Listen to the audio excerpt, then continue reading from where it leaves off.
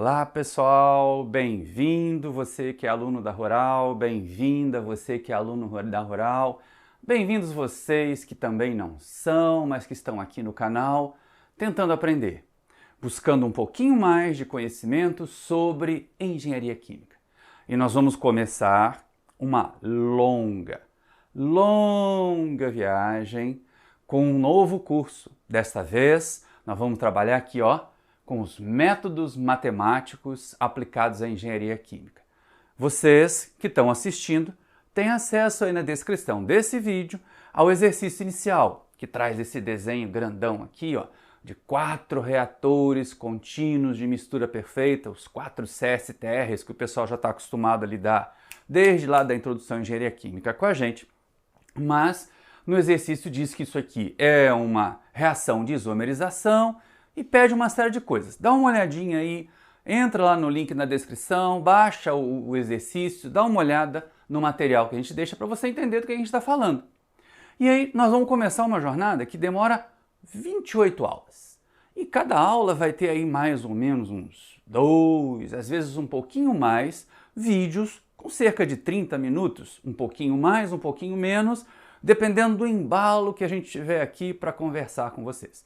Mas é interessante pensar nesse tipo de problema. Por quê? Os meus alunos, os alunos aqui da Rural, e você que não é aluno, que não é aluna da Rural, também tem acesso às outras playlists aqui do canal, não tem?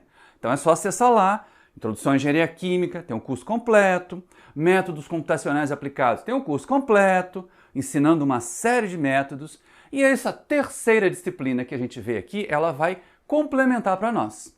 Ela vai trazer para nós informações a mais de um outro tipo de problema. De um tipo de problema muito frequente até na engenharia química, como a gente falava lá na introdução à engenharia química para os alunos, dificilmente a gente vai ter um sistema que opera bonitinho em regime permanente o tempo todo. Então, se tem regime transiente, tem equações diferenciais. E é basicamente isso que a gente vai lidar aqui. É basicamente isso que a gente está pensando em fazer. Afinal de contas, você pode estar se perguntando aí, como está ali, o que é que nós vamos estudar nesse tal desse curso? O que é que métodos matemáticos aplicados vai trazer para a gente? Olhando para esse problema, lembrando que vocês que estão com um texto aí, podem olhar agora e podem também pensar mais legal, a gente liga esse sistema de 4 reatores para fazer uma reação de isomerização. E aí, fazendo a reação de isomerização, gera na partida um problema descrito por equações diferenciais ordinárias. E é essencialmente isso que a gente vai estudar no curso. Nós vamos trabalhar essencialmente aqui em métodos matemáticos aplicados, vários problemas, vários. Alguns em que a variável independente é o tempo, outros em que a variável independente é o espaço, porque pode acontecer também, uma distância. E aí a gente tem que estar bastante atento em relação a isso. Afinal de contas, se a gente tem um problema, a gente precisa resolver o problema, não é verdade? E aí, com muita atenção, com muito carinho, a gente vai dividir em alguns tópicos, em alguns módulos temáticos, vamos dizer desse jeito, né? E aí, olha só que interessante.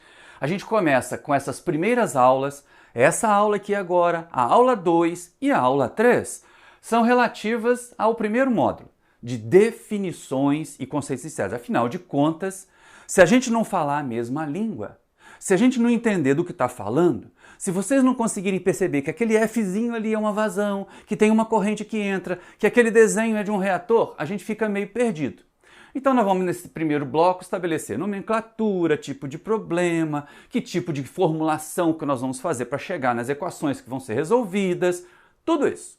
Então é bem introdutório, vai trazer uma série de informações que você já tem do cálculo 1, do cálculo 2, vai pedir ou vai requerer que vocês tenham esse conteúdo, porque pré-requisito é importante.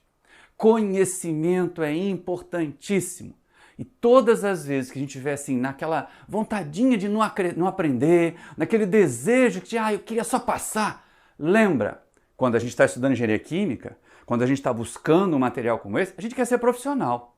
Você não vai querer ser um profissional chinfrim, não é verdade? Então, vamos primeiro começar nos entendendo. Depois, um módulo grande, até porque existe um grande número, olha só que bacana, existe um grande número de problemas da engenharia química descritos por equações diferenciais que são descritos por equações ordinárias de primeira ordem. Que bom! É ótimo, porque elas são mais simplesinhas e aí a gente começar do mais simples para ir caminhando lá para o mais complicado fica legal. Mas tem algumas mesmo dessas, e mesmo esse problemão que vocês viram aí do começo, olha para ele aí de novo, agora deve estar na sua mão. Né? Esse problemão dos 4 reatores em série, com reciclo, com bypass, eles não vão ter soluções analíticas. Então a gente vai precisar de um terceiro tópico, que é o tópico que vai trazer as soluções numéricas. Ó, importantíssimo! A base dos simuladores são essas soluções numéricas. Então se você está querendo aprender de verdade, tem que aprender o analítico, que é ótimo, que tem cara de exato, né, que sempre vai ser exato dependendo da precisão da sua máquina, do seu calculador ou do seu computador, mas às vezes não dá para fazer o analítico. Às vezes não dá para obter uma equação como resposta. Então a gente tem que apelar para os métodos numéricos e aí pensar inclusive na precisão dos métodos numéricos. Depois, como um quarto tópico, vão aparecer alguns outros problemas muito bacanas que aparecem em transferência de calor, que aparecem em transferência de massa, que aparecem em mecânica dos fluidos, que envolvem problemas, e aí soluções analíticas de novo, né? Problemas descritos por equações de segunda ordem, que são frequentes também na engenharia química, e ordens superiores, que aí a gente vai dar aquele aporte matemático para quem sabe um dia se for lidar e tiver uma reação, uma equação de terceira ordem, de quarta ordem, vocês já saibam resolver também.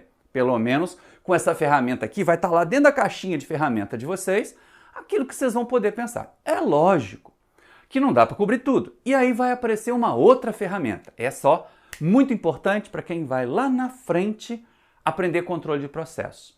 A gente começa um ciclo ali nas equações de primeira ordem, vai ter muita coisa em regime transiente, que depende do tempo, e aí depois você vai ter que ir lá para as transformadas de Laplace para lidar com o tal do controle de processos. Mas isso já não vai ser comigo, já é com outros professores, e vocês vão encontrar material também interessante, alguns confiáveis, outros nem tanto, aqui no YouTube, nos canais que estão disponíveis aí tentando fazer esse trabalho de ensino por meio de vídeos, que a gente pode usar aqui na Rural com a sala de aula invertida. É bom pra caramba, funciona bem, é dinâmico. O pessoal tem acesso aos vídeos antes, estuda o material e aí consegue, colocar as nossas aulas, as nossas avaliações com muito mais cuidado, com muito mais precisão, já sabendo o que vai tratar.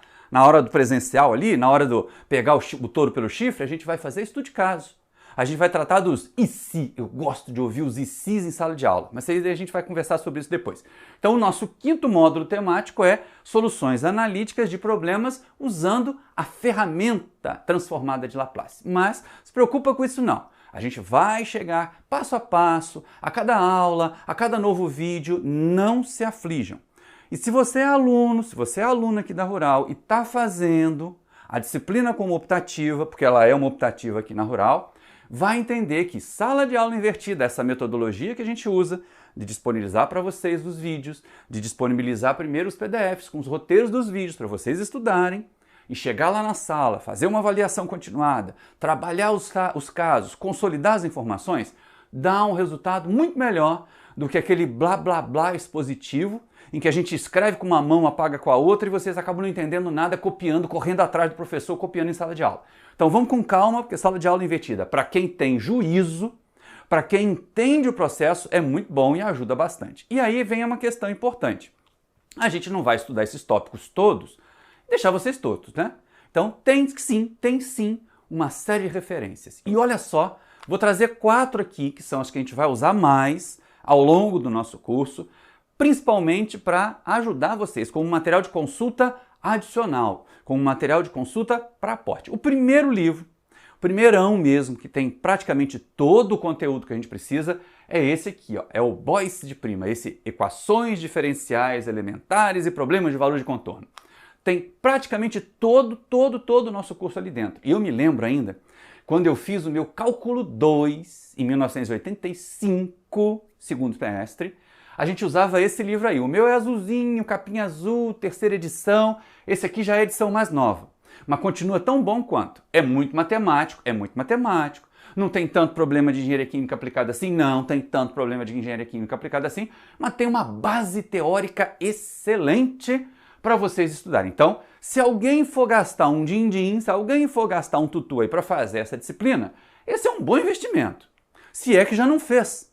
Porque quando vocês estudaram cálculo, cálculo 2, cálculo 4, quando estudaram equações diferenciais, lá nos cálculos, com aquela cara de x, y danada que aquele troço tem, vocês devem ter tido acesso a esse livro. Se não, vão precisar.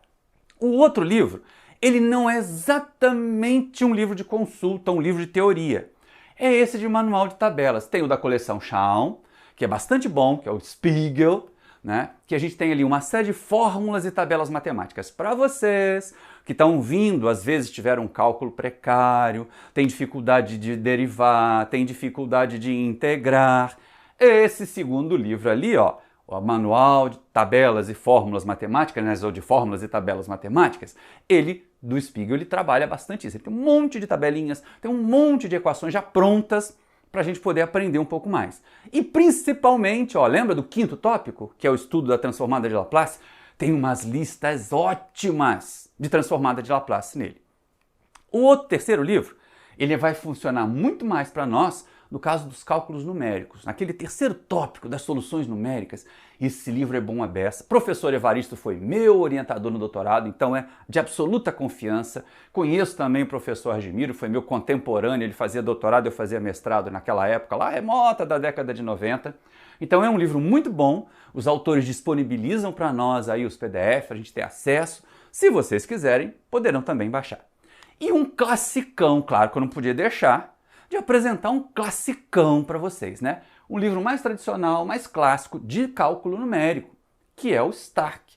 Esse aí, não sei nem se vocês vão encontrar em livraria, mas em sebo, em estante virtual, deve ter. É mais para ter aquela ideia assim, puxa vida, o professor é velho, né? Ele estudou por esse livro. Pois é, mas a gente está aqui trabalhando com vocês para que vocês tenham o melhor conteúdo, para que vocês possam ter acesso ao melhor. E se mesmo assim, olha agora, todos esses 4 livros, até o professor Evaristo, eles têm bastante fundamentação teórica. Mas o nosso curso é Métodos Matemáticos Aplicados. Estão vendo lá em cima no cabeçalho? Pois é. Então a gente tem que ter as aplicações. E aí as aplicações são exemplos da engenharia química, uai. Senão a gente vai fazer o quê? E aí pensando nos exemplos da engenharia química, minha sugestão, você está com dificuldade de fazer um balanço? Está com dificuldade de entender o que é regime permanente, o que é regime transiente? Está com dificuldade de ver um problema com reação, um problema com reciclo, um problema com bypass? Vai lá na nossa lista do curso de Introdução à Engenharia Química. Está aqui ó, o link para vocês, está aqui a referência para vocês. E T382 aqui na Rural é Introdução à Engenharia Química. É um curso que tem, né, vários vídeos, está lá bem distribuidinho, já é uma playlist antiga, consolidada, que eu uso aqui com os meus alunos, que se você foi meu aluno, minha aluna, você já deve ter passado por ela. Tá? Como as pessoas de fora de vez em quando me mandam, gosto muito, comentários muito gentis as pessoas têm feito. Se fizer comentário mal educado não vai dar certo não, mas comentários muito gentis que o pessoal tem feito a respeito das aulas. Inclusive que fora da Universidade Rural, de outras instituições. Por isso que é tão legal a gente deixar o material disponível. É um legado que fica aí para vocês no YouTube para poder ver, para poder avaliar, para poder complementar os seus estudos aí na sua universidade. Pode ser que eu não tenha nenhuma pretensão, e eu não tenho mesmo, de ser o seu professor do seu curso. Mas você está aí na sua universidade, ou está aqui na nossa Universidade Rural, e precisa relembrar, ou está lá fazendo controle e esqueceu como é que resolve equações diferenciais, volta cá no curso de métodos e vai estudar outra vez. Como volta lá no curso de introdução e vai aprender a fazer balanço outra vez. Vai aprender a formular problemas outra vez, porque senão a gente fica meio perdido aqui, não é? E aí é interessante a gente pensar sobre isso, porque assim, o que é que a gente vai fazer com aquele problemão? Aquele do exercício inicial. Esse aí que vocês têm um PDF no link. Esse é que aparece aqui de novo, que parece uma teia de aranha, né? Os vários cilindrinhos ali, com corrente vermelha, com corrente verde, com corrente azul, com reciclo, com bypass. Bom, lá no texto, se você leu, diz que é uma isomerização. A reação que está acontecendo ali é simplesmente aquela coisinha ali, o reagente A, pode ser qualquer coisa, virando o isômero P, tá? Só isso. Por uma reação de primeira ordem, olha como eu facilitei a vida, né? A reação de primeira ordem, para ficar fácil. Mas, não assusta não, é só para poder chamar a atenção de vocês de verdade. nesse probleminha simples, professor, simples. A hora que a gente começar a trabalhar com ele, na hora que vocês começarem a tirar aí da memória o que já aprenderam, por favor, já aprenderam, pré-requisito. Pré-requisito é necessário, porque senão a gente entra pelo cano. Se deixar para trás, passei em cálculo, não preciso mais, nunca mais me preocupar com derivada, com integral, vai se dar muito mal. Vai passar muita dificuldade. Então é melhor que lembre, que estude, que revise os pré-requisitos. Tá? E aí a gente volta ali, tá? Tira essa cara de susto, mas ó, a gente tem nesse sistema vários bypass, né? Pula do reator 1 direto para o 3 e assim por diante. Tem reciclo de todos para todos praticamente. E além de tudo, são quatro reatores, 4 volumes de reação diferente, volumes de meio reacional diferente. Então, cada reatorzinho desse ali, cada uma daqueles cilindrinhos vai ser o seu volume de controle, lembra? Volume de controle lá em Introdução à Engenharia Química, que é o volume onde você vai fazer os balanços, o volume onde a gente vai observar o que está acontecendo. Pois é, voltamos aqui à ideia de 4 volumes de controle. E o mais importante, vamos ter que fazer balanço em cada um deles e eles estão acoplados, não é? Olha lá, o que sai de um entra no outro, o que sai do 1 entra no 2, no 3, no 4. O que sai do 4 vai embora para fora, mas também volta para o 3, volta para o 2, volta para o 1. Ou seja, muito reciclo, muito bypass, mas tira essa cara de susto daí, a sua pelo menos, aqui do slide aqui não dá para eu tirar, e vamos pensar, vamos levar em conta, né, muito do que a gente tem que fazer aqui agora. Por quê? Porque de vez em quando a gente sai procurando informações que não são as melhores. Certa vez eu estava preparando a aula de Introdução à Engenharia Química para os meus alunos aqui deste período em que eu estou gravando esse vídeo, e aí aparece lá no YouTube uma sugestão de um outro vídeo, com o mesmo tema, com o mesmo assunto. Ou esses algoritmos são danados. E aí com o mesmo assunto, com o mesmo tema, tá lá o danado algoritmo. Cliquei lá para ver o vídeo, afinal de contas era um assunto muito parecido com o que eu estava ensinando naquela videoaula. E aí aparece um indivíduo falando, um problema parecido com esse. Ali estava simples, era um reator só. E ele simplesmente porque tinha uma entrada, porque tinha uma saída, ele já disse, olha, está em estado estacionário. Não, gente, por favor, vamos ter cuidado. O simples fato do sistema operar de forma contínua, e nesse caso aqui, contínua, sem acúmulo global de massa, porque se tiver acúmulo global de massa, ele não vai estar em regime permanente, não vai estar em estado estacionário, mas nunca. Quem foi meu aluno em introdução, quem foi minha aluna em introdução, sabe o quanto que a gente insistiu nisso. A condição 0 para um sistema operar em regime permanente, primeiro que ele tem que estar de forma contínua. A forma de operação tem que estar contínua. Quer dizer, tem que ter entrada, tem que ter processamento, tem que ter saída, tudo ao mesmo tempo. E segundo requisito, 0.1, não pode ter acúmulo de massa global. Se tiver acúmulo de massa global, ou o sistema vai encher demais e transborda, ou o sistema vai secar e aí para de existir. Só tem possibilidade de chegar no regime permanente quando não tiver acúmulo de massa global. Então tá ali, ó, primeira observação. O simples fato de um sistema operar de forma contínua e sem acúmulo de massa global não garante, como o indivíduo disse lá no vídeo, por caridade, por piedade, eu não vou nem dizer qual é o canal, não garante que é regime permanente. Não garante que é estado estacionário. Vai rever as minhas aulas de introdução lá na playlist de introdução que a gente vai entender melhor isso. Porque a questão é a forma de operação ser contínua é uma coisa, em que a gente vê as etapas lá, né? Carga, processamento, descarga, com que temporalidade elas acontecem, se elas são simultâneas, se elas não são simultâneas, isso está lá na playlist de introdução. Aqui o que é mais importante é forma contínua.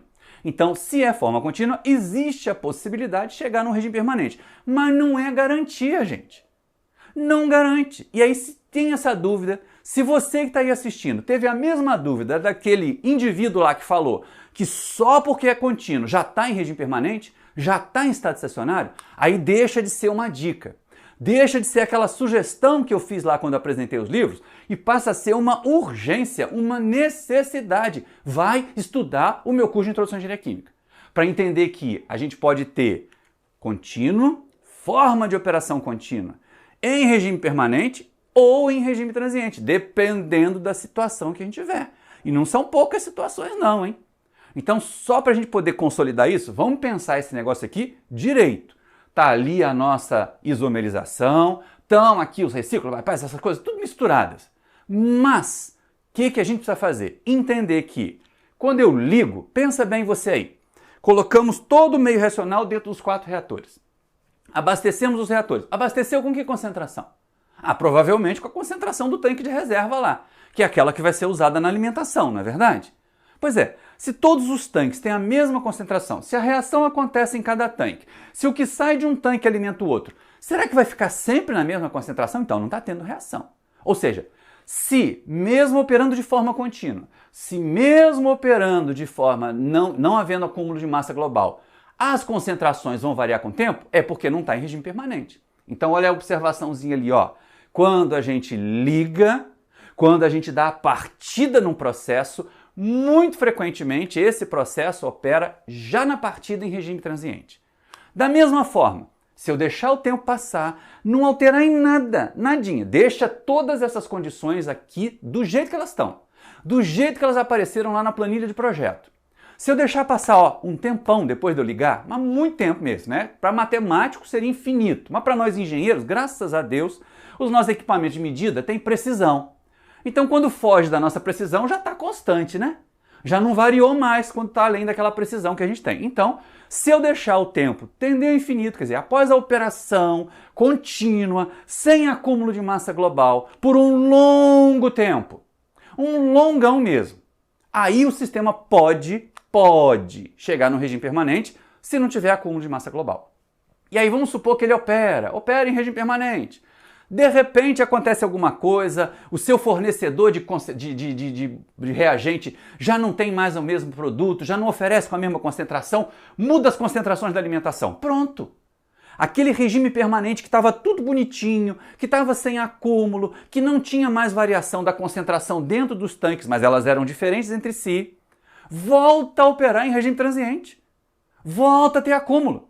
Então, muito cuidado para não ter ideia falsa de que é contínuo, então está em regime permanente. É estado estacionário. Não é. Só será regime permanente, só será estado estacionário se não houver acúmulo de nenhuma, mas nenhuminha, das grandezas que estão envolvidas ali.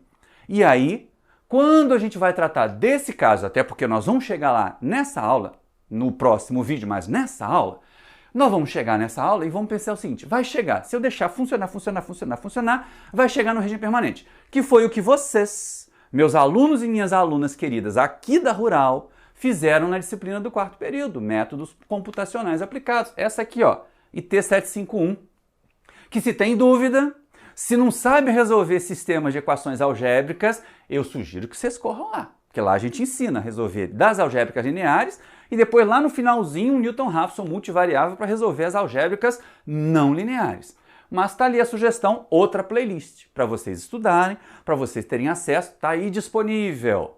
É o nosso legado. Chegando perto da aposentadoria, estamos pensando em deixar esse legado aí, para que a gente fique assombrando vocês, alunos, mesmo depois de ter deixado de existir aqui. Vão continuar os vídeos, pelo menos enquanto existir a plataforma do YouTube, né? Mas vão continuar por aí. Então, façam essa pesquisa. Se está com dificuldade, se nem lembra mais como é que equaciona um problema em regime permanente, eu recomendo que vocês corram lá na playlist de métodos e estudem de novo. Até porque a playlist de métodos começa exatamente com esse problema. Só que lá a gente já considera que ele estava em regime permanente. Aqui não, aqui a gente está ligando, está partindo, ele vai operar em regime transiente por um tempão e depois ele vai chegar no regime permanente. Se a gente deixar ir a tanto, né? Se a gente permitir que vá a tanto. Mas, falei, e vocês que são alunos da Rural já viram essa figura aqui. A gente pensa assim, bom, eu tenho um problema, tá lá minha planta, tá lá meu reator, tá lá meu tanque de resfriamento, de aquecimento. E como é que eu vou saber o que eu tenho que fazer com ele? Como é que eu vou resolver o meu problema? E aí a gente podia fazer uma analogia interessante, olha só. A gente podia pensar, um problema de engenharia química é como se esse cubo mágico doido ali, todo bagunçado, né?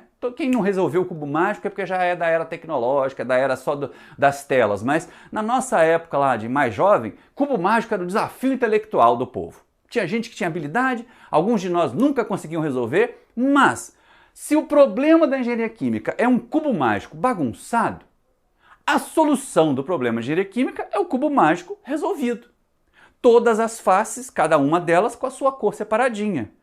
Mas aí é uma notícia que eu tenho que dar para vocês. Não existe, gente. Não tem um caminho em que você olha assim, ai, tem um problema, ai, tem uma dificuldade. Aí, plim, aparece na cabeça da gente a solução. Não tem. Esse caminho retinho, verdinho que está aparecendo ali, não tem. Engenheira química vai trabalhar pra caramba. Vai precisar, antes de chegar na solução do problema, pegar aquele problema, ler, entender, pensar, de preferência tentar explicar para si mesmo, tentar explicar para uma criança de 5, 10 anos o que está acontecendo ali naquele negócio. E aí, finalmente, né, vai equacionar. É isso que a gente tem que fazer. A gente tem que transformar o problema, tá lá na planta, que é de verdade, que é às vezes o tamanho de um prédio, num grupo de equações. Então a gente vai fazer a seta azul, o caminho é azul, ó, a gente vai lá para o equacionamento. E para fazer o equacionamento do problema, quem está aqui na Rural faz um monte de disciplinas e vocês que não estão também. Qualquer um que está estudando engenharia química já estudou introdução à engenharia química, com certeza fez cálculo 1, 2, 3, 4, então tem equações. E se não tem ainda, se está aqui agora caindo no meio de paraquedas, não se preocupa não, vai chegar. Vai chegar o momento de estudar introdução à engenharia química, de estudar balanço de massa, balanço de energia, de fazer balanço de quantidade de movimento, tudo isso. Que aqui na Rural as disciplinas têm aqueles códigos ali, né? 382 é a introdução à engenharia química, 84 é fundamentos de engenharia de processo, que você vai fazer balanço de massa junto com energia, 52 é mecânica dos fluidos, que é bacana pra caramba, mas ó, é tridimensional, né?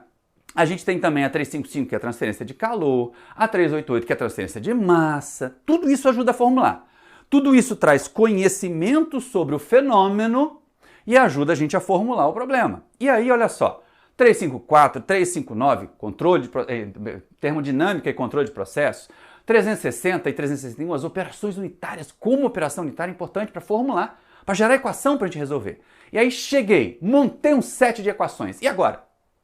E agora, professor, estou com um set de equações. Agora é a hora de pensar no método de resolução.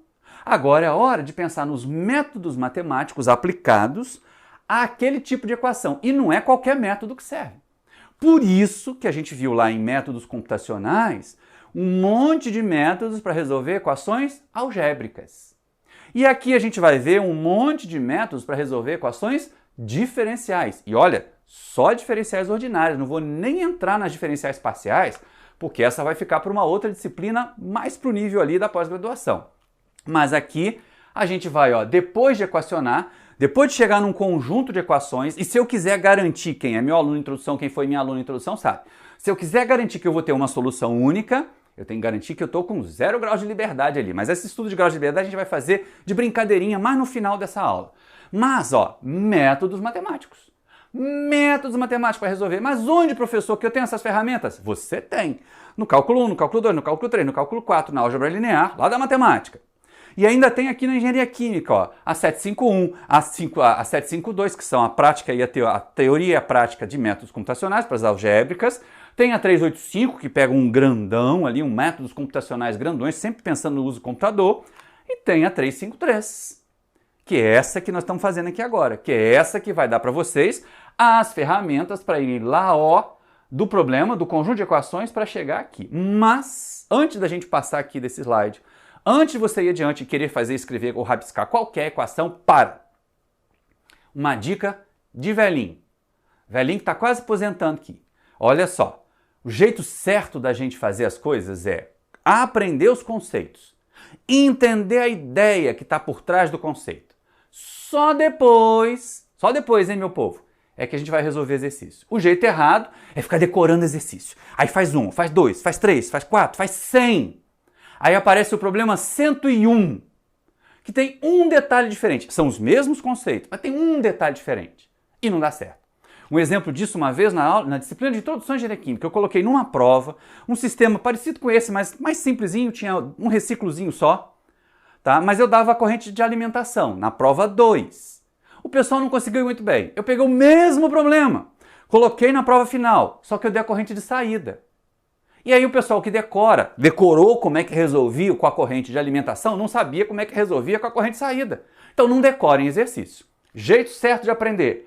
Aprenda os conceitos para resolver todos os exercícios. Não decore os exercícios, porque se aparecer um com um detalhe diferente, Às vezes é com uma substância diferente. Gente, isso aconteceu. Também introdução. A gente deu um problema de uma caldeira que queimava propano, depois deu um outro problema de uma caldeira que queimava butano, precisa resolver. Aí eu peguei uma caldeira que tinha uma alimentação dupla, recebi um pouquinho de propano, um pouquinho de butano, e o pessoal achou que era outra coisa, que era impossível de resolver porque era diferente, era exatamente a mesma coisa, eram exatamente os mesmos conceitos. Então, se a gente conhece os conceitos, a gente resolve todos os problemas. Se eu decoro problemas, eu não consigo resolver o problema 101 ou o problema 1001 se eu decorar 1000. Então, muita atenção com isso. Mas, como é que é equacionar mesmo? Para nós aqui, como é que a gente começa equacionando? A gente começa pelo começo de todo engenheiro químico e engenharia química, fazendo balanços de grandezas conservativas. Aqui eu estou lá na introdução à engenharia química e estou trazendo a introdução à engenharia química para vocês. Balanços de grandezas conservativas. Digam aí para mim, pensem, né? Já que vocês não vão poder ouvir a resposta de vocês. Mas pensem aí comigo. Quais são as grandezas que se conservam mesmo? Massa. Massa. Quanto balanço de massa vocês já fizeram, né? Quantos erros em balanço de massa quando aparece reação e o povo coloca o que entra igual o que sai. Por isso que os meus alunos nunca escrevem o balanço assim, ou pelo menos se fazem a minha revelia. Porque tem sempre assim, o que entra menos o que sai, mais o que é gerado, menos o que é consumido, é igual ao que acumula. E aí a gente vai vendo as parcelas que simplifica depois, que é o que a gente vai fazer aqui, inclusive, na hora de formular esse problema. Mas, balanço de massa. Massa a gente faz muito. Afinal de contas, engenheiro químico e engenharia química vai fazer o quê, né? Pegar reagentes, transformar num produto. Aí, como é que você vende esse produto? Tira lá direto do reator? Não, você tem que separar os reagentes que sobraram do produto que foi formado, engarrafar, envasar o produto, colocar numa condição. Então, tá me lidando com massa o tempo todo. Mas muitas reações requerem energia ou produzem energia. Então, a gente vai ter que fazer balanço de energia também. Energia também é uma grandeza que se conserva. E nós, na engenharia química, o que a gente não faz, né? Pega aqui o fluido de um tanque, bombeia para lá para cima, pega o outro, passa para um filtro, bombeia para dentro do filtro, bombeia para fora. Bombas, escoamentos. Mecânica dos fluidos. Balanço de quantidade de movimento neles. Então, o esqueleto, a base, o começão de tudo que a gente vai fazer para formular um problema são os balanços de grandezas conservativas. Se você não souber fazer balanço de grandeza conservativa, tá lascado, tá lascada. E a gente tem que estar muito atento em relação a isso. Tem que estar com muito cuidado em relação a isso. Mas olha só, não basta. Ali forma o esqueleto. Agora vamos pensar em rechear. Porque de vez em quando a gente precisa de uma informação. A gente não deu aí? No exercício inicial que vocês têm, não estava dito assim, olha, é uma isomerização que acontece com uma cinética de primeira ordem. Opa, então só serve para problemas que têm reações com cinética de primeira ordem. Se eu tiver uma cinética de segunda ordem, se eu tiver uma cinética de ordem diferente, aquele problema ou aquele equacionamento já não serve mais. Então são as chamadas equações constitutivas ou equações auxiliares que vão aparecer, como por exemplo, para restrições materiais, a soma das frações tem que ser igual a 1. Equações de estado, quando você está lidando lá com balanço de energia, né? O velho PV igual a nRT lá da equação dos gases ideais. E outras tantas que a gente usa. Inclusive informações ali, ó, que amarram uma corrente com a outra. Então a gente vai ter tudo isso gerando equacionamento, produzindo o conjunto de equações. E depois do conjunto de equações é que a gente aplica o método. E é isso que a gente tem que fazer sempre, sempre, sempre, sempre. Perguntinha, como se equaciona problema de engenharia química? A gente já viu. Vou começar pelo balanço, professor. Beleza. E aí, se não sabe fazer balanço, tá aqui a sugestão, ó. Nossa playlist de introdução. Mas eu passei a introdução à engenharia química. Eu sei fazer. Sabe mesmo, cara pálida? Tem certeza que você está apto a fazer todos os balanços? Se tem uma insegurançazinha ou se passou com 5. Quando você estiver assim, na iminência de dizer, olha, eu passei com 5, eu estou apto. Pode estar apto na sua instituição, aqui na Rural é 5 também. Mas está devendo metade do conhecimento, não está? E o resto do conhecimento? Quando você estiver muito pronto para me responder bravo, para me responder brava, que é 5, que engenheiro 5 não é medíocre, não. É medíocre sim. E o mercado vai filtrar um engenheiro 5, vai deixar ele no escanteio.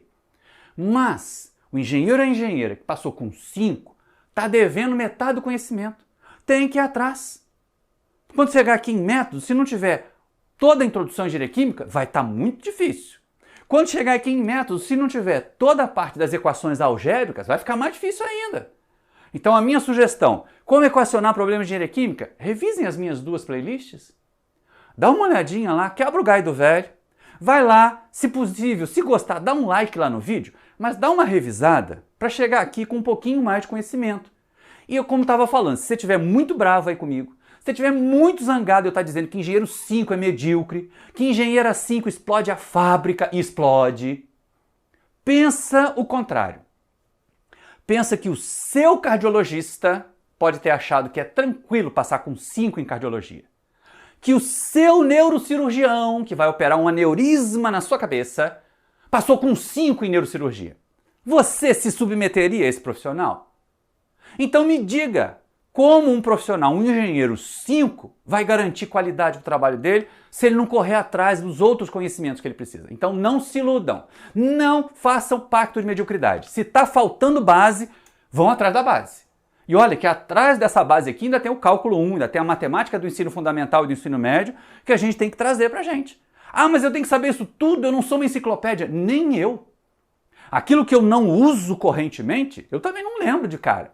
Mas eu sei onde procurar. E cada um de vocês precisa ter isso também. Tá? Então, minha sugestão para aprender a equacionar problemas, estudar engenharia química. Estudar as minhas disciplinas anteriores. E a gente começa então com essa ideia. O que a gente vai fazer? Para onde é que a gente vai com essa história aqui? Vamos voltar para o nosso problema. Eu tenho lá e quero determinar o que, gente? O que está pedido lá no enunciado, você que está lendo o enunciado aí? As concentrações. A concentração dentro do reator 1, a concentração dentro do reator 2, a concentração dentro do reator 3 e a concentração dentro do reator 4. Como é de mistura perfeita, elas estão saindo dele também. E essa é uma questão que tem que ser muito levada em conta. Presta bastante atenção nisso. É a questão que a gente tem que estar considerando muito. Mas, olha que bacana, né? Em que situações eu vou ter essas concentrações? Depende.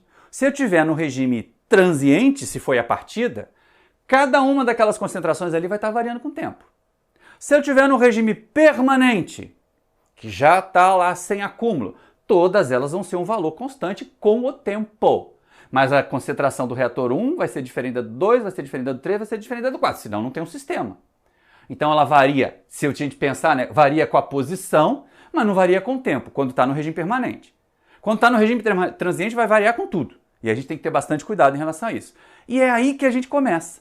É nesse ponto, como é que eu vou equacionar esse problema? Como esse vídeo já está longo, como eu já aprendi sua atenção e você já tem muita coisa para pensar aí, inclusive, se está carente da base, voltar lá e estudar a base antes, vou fazer uma pausa aqui. Vão tomar um café, vão beber uma água, se preparem para o novo vídeo, que essa aula, a aula 1, ainda tem mais um vídeo para a gente poder saber para onde vai com o nosso problema. E fiquem muito atentos, mas muito atentos. Como é que nós vamos equacionar? Atenção, mas no próximo vídeo. Por enquanto, se você gostou, dá aquele like aí, dá uma comentada aí como é que chegou. É a primeira aula, é o primeiro vídeo da primeira aula. Espero que pelo menos tenha empolgado você. Quando eu estou montando esse negócio aqui, quando eu estou fazendo os roteiros, eu fico imaginando por que esse legado. Métodos e T353 foi a primeira disciplina que eu lecionei aqui na Rural. No primeiro período letivo de 1992. A primeira ona mesmo foi Mecânica dos Fluidos em 1991, mas aí eu não era professor efetivo ainda, era substituto. A primeira como professor efetivo foi essa.